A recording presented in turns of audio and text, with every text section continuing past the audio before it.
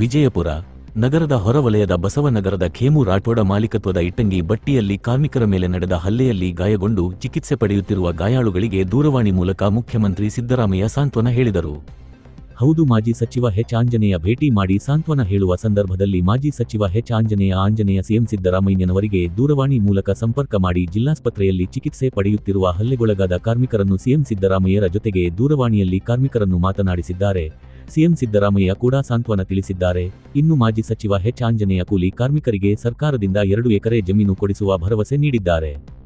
ಈ ಸಂದರ್ಭದಲ್ಲಿ ವಿಜಯಪುರ ಜಿಲ್ಲಾ ಕಾಂಗ್ರೆಸ್ ಅಧ್ಯಕ್ಷ ಮಲ್ಲಿಕಾರ್ಜುನ ಲೋಣಿ, ಮಾಂತೇಶ ಬಿರಾದಾರ, ಗಂಗಾಧರ ಸಂಬಣ್ಣಿ, ಕಿತ್ತೂರು ಸೇರಿದಂತೆ ಅನೇಕ ಮುಖಂಡರು ಉಪಸ್ಥಿತರಿದ್ದರು.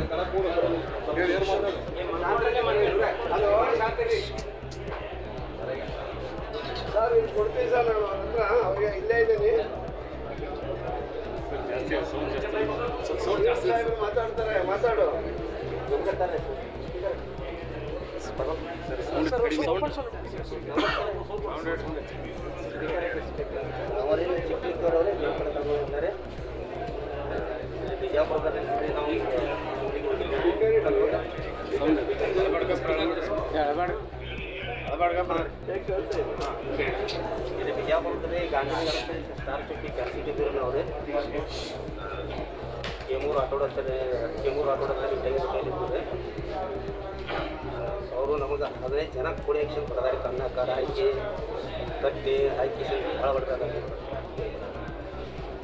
ಕಡೆ ಈಗ ಅವರು 5 ಮಂದಿನ ಅರೆಸ್ಟ್ ಮಾಡ್ಯಾರ. ಇನ್ನೂ 10 ಮಂದಿ ಇದ್ದಾರೆ.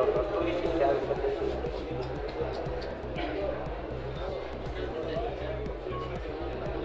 ಹಲೋ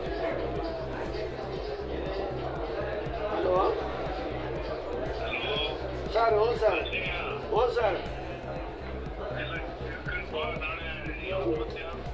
ಸರ್ ನಾಳೆ ಬರ್ತೀನಿ ಸರ್. ಹ್ಞೂ ಸರ್. ಹ್ಞೂ ಸರ್. ಭಾಳ ಅಮಾನುಷವಾಗಿ ತಳಿಸ್ಬಿಟ್ಟಿದ್ದಾರೆ ಸರ್. ಏನೇನಿಲ್ಲ ಅವ್ರಿಗೆ ಸಹಾಯ ಮಾಡೋಣಂತೆ ಸರ್. ಆಗಲಿ ಸರ್. ಹಾಂ ಆಗಲಿ ಸರ್. ಆಗಲಿ. ನಮಸ್ಕಾರ.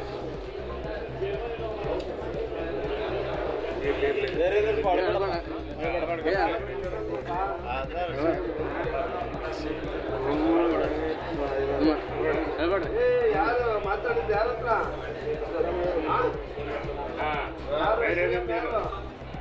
ಯಾರ ಹೆಸರೇನು? ರಮೇಶ್ ಸಾಹೇಬ್ರೆ. ಮುಖ್ಯಮಂತ್ರಿ ಅವರು ಏನು ಕೊಟ್ಟಿದ್ದಾರೆ ನಿಮಗೆ? ಮಿನಿಸ್ಟ್ರಿಗೆ ಮತ್ತು ಅಷ್ಟೆಲ್ಲ ಬರ್ತೀವಿ. ಯಾಕೆ ಹಳ್ಳಿ ಬಿಟ್ಕೊಂಡ್ರೆ ಹೇಳ್ಬೇಡ್ರಿ.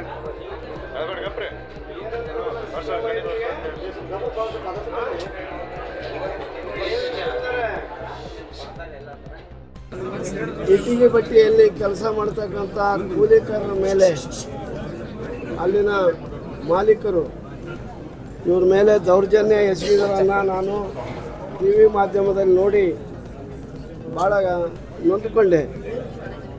ಏನಪ್ಪ, ಇಂಥ ಆಧುನಿಕ ಯುಗದಲ್ಲೂ ಕೂಡ ಈ ರೀತಿ ರಾಕ್ಷಸ ಕುಲಕ್ಕೆ ಸೇರಿರ್ತಕ್ಕಂಥ ಮನುಷ್ಯರು ಮಾಡ್ತಕ್ಕಂಥ ಕೆಲಸ ಅಲ್ಲ.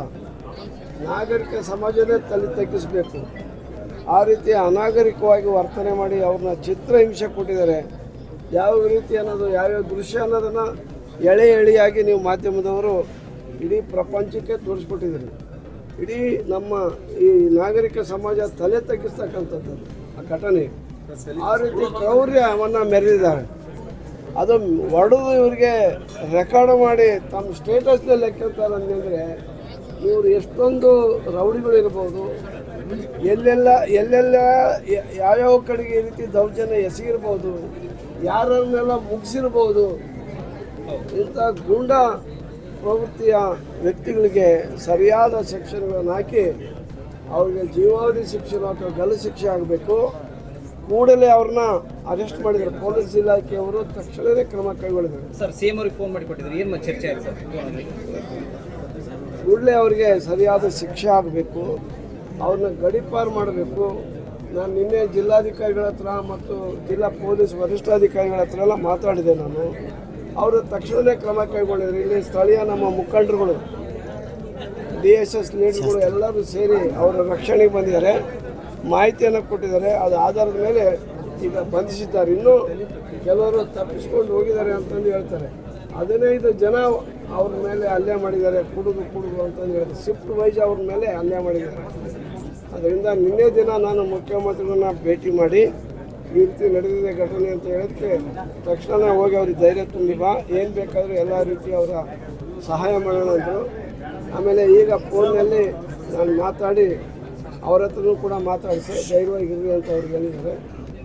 ಜೊತೆಗೆ ಅವ್ರಿಗೆ ಏನು ಬೇಕೋ ಸೌಕರ್ಯ ಕೊಡೋಣ ಅಂತಲೂ ಕೂಡ ಭರವಸೆ ಮಾತಾಡಿದ್ದಾರೆ. ಕಾರ್ಮಿಕರ ಜೊತೆಗೆ ಅದೇ ಅವರು ಹೇಳಿದ್ರೆ ಹೇಳ್ಕೊಂಡ್ರಲ್ಲ, ಆಯಿತು ಧೈರ್ಯವಾಗಿರಲಿ, ನಾವಿದ್ದೀವಿ ಅಂತಕ್ಕಂಥ ಮಾತನ್ನು ಹೇಳಿದ್ರು. ನಿಮ್ಮ ರಕ್ಷಣೆಗೆ ನಾವು ಇರ್ತೀವಿ, ಸಹಾಯ ಮಾಡ್ತೀವಿ ಅಂತಕ್ಕಂಥ ಸಹಾಯ ಹಸ್ತದ ಮಾತುಗಳನ್ನು ಹೇಳಿದ್ದಾರೆ, ಧೈರ್ಯ ತುಂಬಿದ್ದಾರೆ. ಆ ಧೈರ್ಯ ತುಂಬೋಕ್ಕೋಸ್ಕರನೂ ಕೂಡ ನಾವು ಬಂದಿರ್ತಕ್ಕಂಥದ್ದು.